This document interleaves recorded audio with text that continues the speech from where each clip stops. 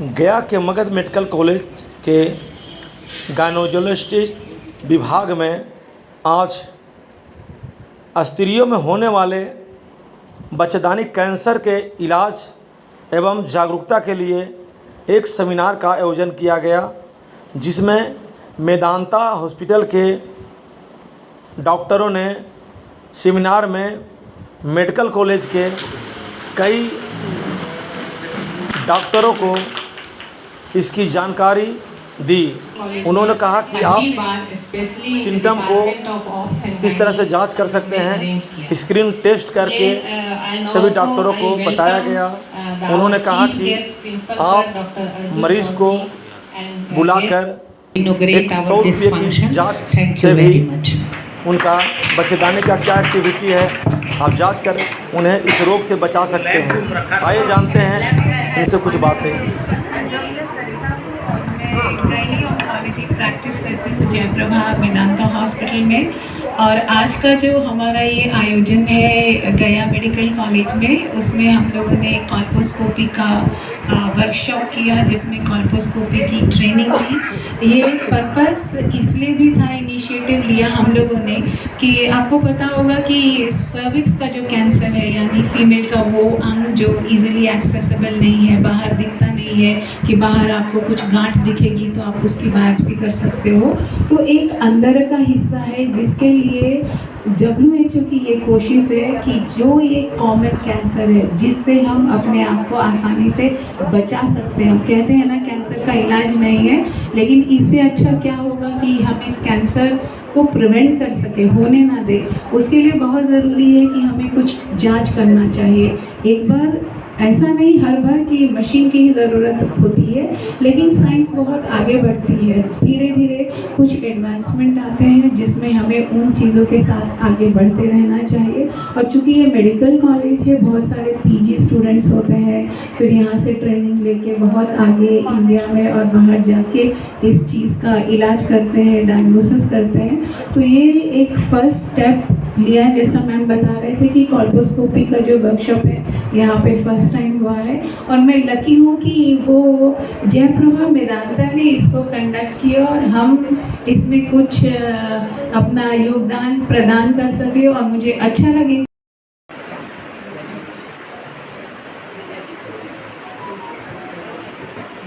Vandana, could you also please? इस side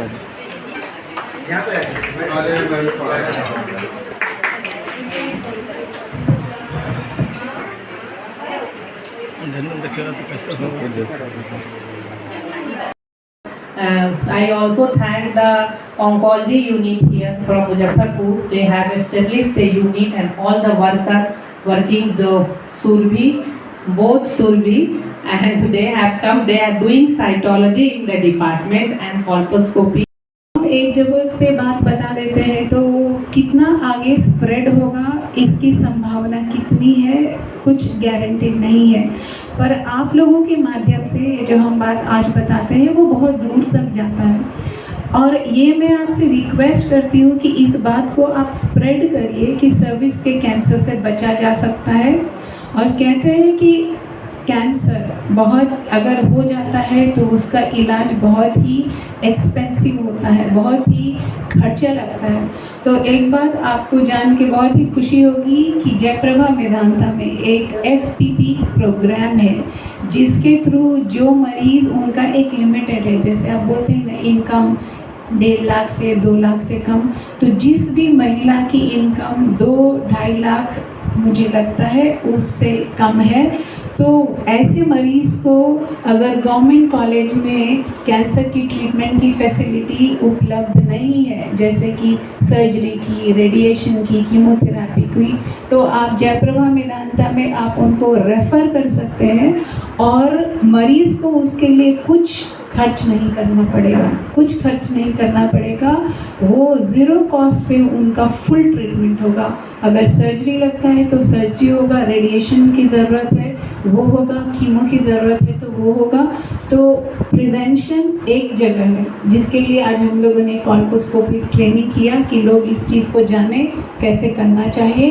और जो ट्रीटमेंट हमने बताया कि ज़ीरो कॉस्ट पे ट्रीटमेंट होता है वो जो भी उस क्राइटेरिया को फुलफिल करते हैं वो गरीब मरीज़, उनको आप रेफ़र कर सकते हैं, जो उनके लिए सेहत के लिए बहुत ही फ़ायदेमंद साबित होगा।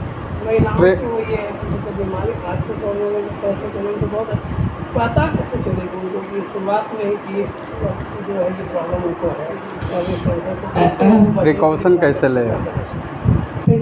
दो हिस्सा है, एक तो है कि उसको पता कैसे चलेगा कि उसको कैंसर है। प्रिवेंशन का मतलब होता है कि हम उस स्टेज में उस महिला को एग्जामिन करते हैं कि वो नॉर्मल है, उसको कोई तकलीफ नहीं है, लेकिन साल में एक बार वो आएगी, डॉक्टर को दिखाएगी, डॉक्टर को लगेगा कि वो जो बात बोल रही है, मान लो सफ़ेद पानी आ रहा है, हस्बैंड के साथ संबंध कर रही है, थोड़ा दाग धब्बा ब्लड स्ट्रीम डिस्चार्ज हो रहा है, तो ये सब डॉक्टर समझ पाएगा कि ये सब संदेह के सिम्टम्स है, मरीज को ना समझ में आए।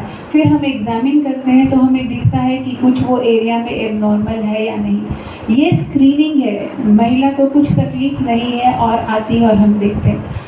हम जिस एरिया में है उसमें शायद महिला इतना अपने हेल्थ को लेके बहुत जागरूक नहीं है कि वो साल भर में एक बार आएगी, लेकिन ये बीमारी, इसकी दूसरी अच्छी बात ये है, एक तो अच्छी बात हुई बच सकते हैं, दूसरी अच्छी बात ये है कि ये एक दिन में ये बीमारी नहीं होता, ये एवरेज 5 से 10 साल का समय लेता है कि आज शुरुआत होगा, धीरे धीरे उस एरिया में ऐसे बदलाव आएंगे जो 5 साल से आने वाले 10 साल के मतलब ड्यूरेशन में वो ऐसा चेंजेस होगा कि वो कैंसर का रूप धारण कर लेगा। ये महिला साल में एक बार नहीं भी आए तो क्या 5 से 10 साल में भी एक बार डॉक्टर को नहीं दिखा सकते? सोचो 10 साल, 30 साल की महिला है, 40 साल में तो आ सकती है, 40 में एक बार दिखा लिया, कुछ नहीं है, आराम से रिलैक्स रहे। फिर एक 50 साल की उम्र में एक बार दिखा ले। ज़िंदगी में क्या 2 बार अस्पताल का विजिट नहीं कर सकते महिलाएं? 2 बार, हम ये नहीं बोल रहे हर बार। और आप ज़्यादातर इस हॉल में पुरुष भी है, इसलिए पुरुष की भी रिस्पॉन्सिबिलिटी होती है। वो महिला खुद से ये 5 से 10 साल में नहीं आएगी, आपको उनको 5 से 10 साल में एक बार ज़रूर अस्पताल लेके आइए। ये वो हैं जिनको कोई तकलीफ़ नहीं है लेकिन दिखाना चाहिए। क्यों? हम 5 से 10 साल के इंटरवल पे ज़िंदगी में सिर्फ 2 बार टेस्ट करेंगे, ज़िंदगी में पूरे लाइफ टाइम में सिर्फ 2 बार टेस्ट करेंगे। गवर्नमेंट हॉस्पिटल में मुझे लगता है वो टेस्ट फ्री होता है, और प्राइवेट हॉस्पिटल में 150 से 200 में वो टेस्ट होता है पैप्समेयर।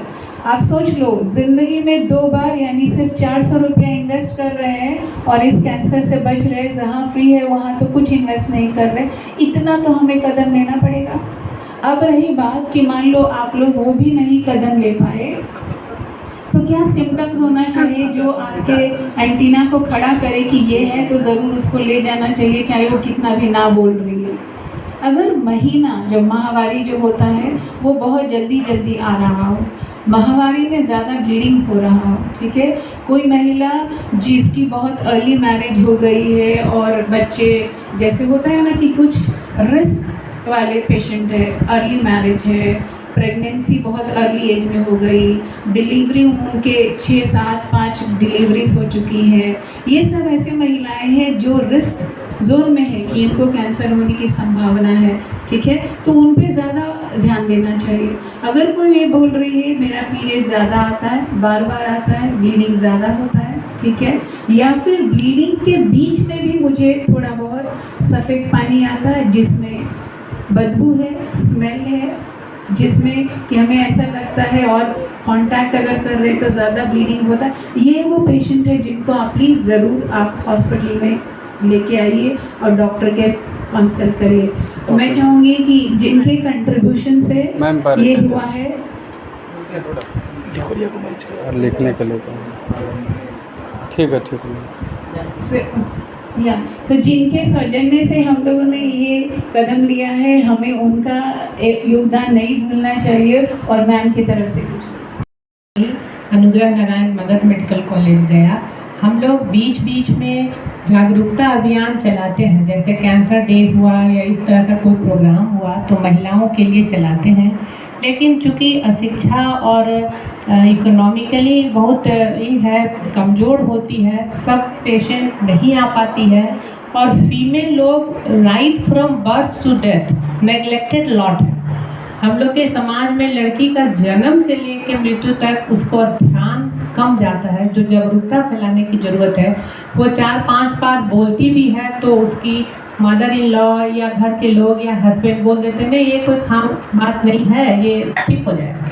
लेकिन यही बाद में जब भीषण रूप ले लेता है तो ये जानलेवा हो जाता है। इसीलिए कैंसर के प्रिवेंशन के लिए इस बार हम लोग वर्कशॉप का आयोजन किया है लाइव, और डॉक्टर सरिता वहाँ मेदांता से कोलैबोरेशन करके कि लाइव रूप में देखें। We have selected the patient जिसको उस तरह की दिक्कत है, और उसको हम लोग ने उसको मोटिवेट किया है, और जागरूकता अभियान भी बीच बीच में चलाते हैं ताकि वो लोग आके यहाँ जाँच। हमारे यहाँ फ्री में पैप स्मेयर होता है, कॉल्पोस्कोपी भी होता है, तो इसलिए ये तो जागरूकता थोड़ी कम है, इसको हम लोग को फैलाने की ज़रूरत है।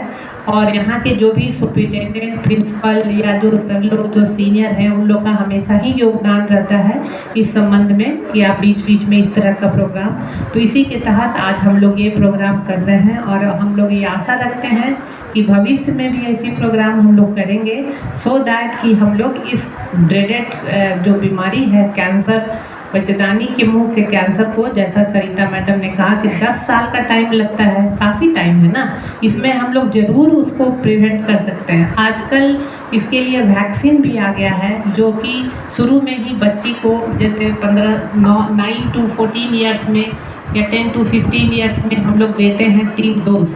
उसके लिए भी जागरूकता फैलाने की ज़रूरत है जो कि थोड़ा कॉस्टली है। अभी गवर्नमेंट का सप्लाई नहीं है, हम लोग इसमें लगे हुए हैं कि हम लोग के इम्यूनाइजेशन प्रोग्राम जो शुरू होता है उसमें इसको इंक्लूड करा दें। इसके लिए बातचीत चल रही है, तो हम लोग का पूरा ये रहेगा कि हम लोग इसको देखें और इस कॉम्प्लिकेशन को, इस बीमारी को हम लोग डिटेक्ट करके ट्रीट कर लें। तो कॉल्पोस्कोपी उसी के डिटेक्शन का एक कदम है।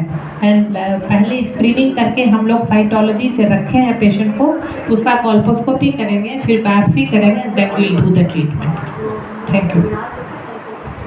डॉक्टर सरिता शर्मा मेदांता से जो दी गई बहुत ही कामयाब और बहुत ही जागरूकता फैलाने वाले हैं। आगे से हम लोग भविष्य में ऐसा होता रहा और जागरूकता के कारण हम लोग जो कैंसर जैसे बीमारियों से निजान पा सकें और जल्दी इलाज हो सके। मॉक्स एवं पैटर्न मॉक्स आज यहाँ हम उपस्थित हैं मगध मेडिकल कॉलेज में, एनवायरमेंटल मेडिकल कॉलेज में, और जो कॉल्पोस्कोपी का वर्कशॉप हो रहा है।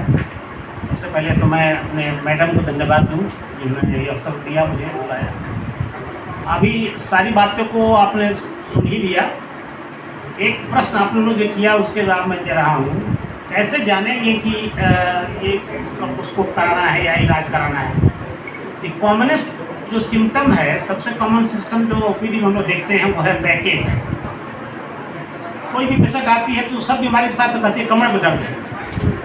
अगर उससे खोज कर पूछिए कि धात की शिकायत भी है तो बोलेगी कि हाँ धात की शिकायत भी है। जैसे ही ये बात बोले तो मैडम का जितनी बातें हैं सब फॉलो कीजिए। उन मैडम का भी, लता मैडम के बाद ही फॉलो कीजिए। यहाँ सुविधा उपलब्ध है, केवल सुविधा उपयोग में लेने की है, जागरूकता फैलाने की है। और जागरूकता फैलाने के लिए आपसे कोई बड़ा मीडिया नहीं हो सकता है, कोई माध्यम नहीं हो सकता है।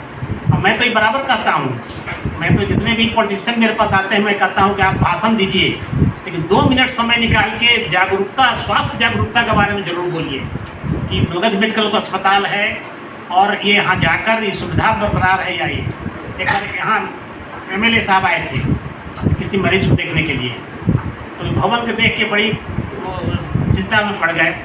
कहा डॉक्टर साहब इसकी भवन तो बड़ा गड़बड़ है, तो पंखा बंद है। हम कहे कि पंखा अभी चल रहा है, पानी पड़ेगा तो ये खत्म हो जाएगा। इस चैम्बर में बैठा हुआ था, हमने कहा कि आप कितना बार आए हैं यहाँ? अगले बगल के कितना बार आए हैं? तो 2 बार 3 बार। हम कहेंगे सुनिए मेरा गांव बहुत दूर है, आप ही के गांव के बगल का ऐसा मरीज जाता है, आप बार बार आइए, इसको देखिए कि यहाँ क्या कर सकते हैं। आप सरकार हैं, सरकार के हिस्सा हैं, आप आकर देखिएगा तब ना। ये भवन का छत जितना बार बना उतने, क्योंकि भवन का सबसे पहला गुथवाने वाला मैं ही हूँ जब नया नया बना था। तो और उसके बाद मैं जब रहा तो जितना बार चुआ उतना बना उतना ही चुआ है। तो इसकी देख रेख भी आप लोग को जागरूकता फैलाना चाहिए। जागरूकता की बहुत कमी है। सवाल ये नहीं है कि हमारे यहाँ सुविधा नहीं है, सुविधा है। और मैडम ने बहुत ठीक बात कही कि इसका 10 साल लगता है, 5 से 10 साल लगता है। इस बीच में तो कभी न कहीं वो आकर दिखा सकती है, कर सकती है। और ये जो मशीन देख रहे हैं, ये कैंसर होने के पहले का जागरूकता की मशीन है। ये कैंसर वो ना हो, भयंकर बीमारी ना हो। यहाँ पर प्रशिक्षण जो है वो कैंसर होने से पहले की। हाँ, ये सब कैंसर उससे बीच का रास्ता है। ये बीमारी ना हो, बीमारी अर्ली पकड़ा जाए, इसका। और ये 4 तरह का कैंसर होता है फीमेल में। उसमें सबसे आसान से इलाज इसी का होता है। ये पकड़ा जाने के बाद, जैसे मैडम ने कहा, वो एकदम बिल्कुल भूसा कैंसर खत्म हो जाता है शुरू में। तो बाकी तो सब बात हो गई। फिर हरि अनंत हरि कथा अनंता, है ना। फिर हम लोग बात करेंगे। बहुत कुछ बोलने के लिए बहुत कुछ नहीं है, लेकिन ये कार्यक्रम कोई वर्कशॉप हो कर रहे थे, बहुत दिन से हम लोग इसका प्लान कर रहे थे। और मैदान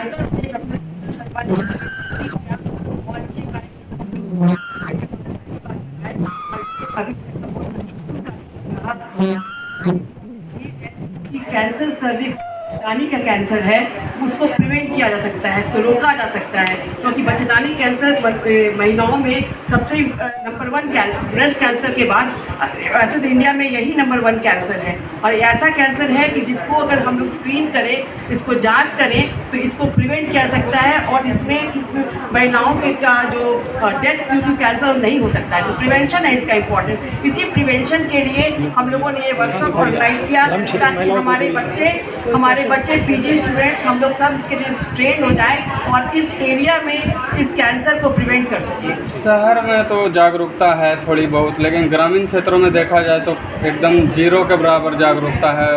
उसके लिए क्या प्रोग्राम कर रहे हैं आप लोग? उसके लिए हम लोग आशा लोगों को ट्रेन करते हैं कि वो सारे मरीजों को वो यहाँ पे लेके आए, या फिर हम लोग अब प्लान करेंगे कि छोटा छोटा वर्कशॉप हम लोग गाँव में भी करें, क्योंकि इसका स्क्रीनिंग में बहुत कुछ नहीं जरूरत होता है। स्वास्थ्य केंद्र में जो है, स्वास्थ्य केंद्रों में खासकर वहाँ लोग कोरिया के प्रॉब्लम ज़्यादा ग्रामीण क्षेत्र में आजकल डाउन ग्रेडिंग भी कैंसर होता है। अगर वो महिलाओं को बच्चेदानी को देखने का भी अगर ट्रेनिंग दे दिया जाए कि बच्चेदानी कैसा दिखता है, और उस केस को यहाँ रेफर कर दें, उस हिसाब से भी बहुत ही इंसिडेंस कम हो जाए कैंसर सर्विक्स का। और इसलिए वहाँ पे विशेष की आवश्यकता नहीं है, खाली एक ट्रेनिंग की आवश्यकता है कि बच्चेदानी को देख लें और रेफर करें। यहाँ पर कितने लोगों को प्रशिक्षण दिया गया है? यहाँ पे करीब हम लोग 40 आदमी हैं। 40 आदमी। Okay ma'am, thank you ma'am.